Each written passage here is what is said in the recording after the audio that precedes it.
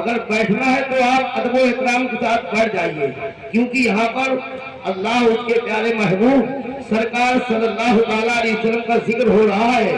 کوئی دوسری محفل رنگین نہیں ہے، یہ تماشے کی محفل نہیں ہے، یہ وہ پاک محفل ہے۔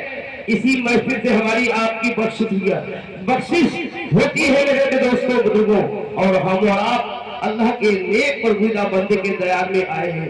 لہٰذا یہ تیندار کے اندر یہ نوجوان بچے جو ٹائل فری کر رہے ہیں، ان سے میری دستوستہ گزارش ہے، یا تو آ جائیے بڑھ جائیے ورنہ باہر نکل جائیے۔ یہ کوئی پہلگاہ نہیں ہے، یہ جنت کی کیاری ہے، جنت کی کیاری۔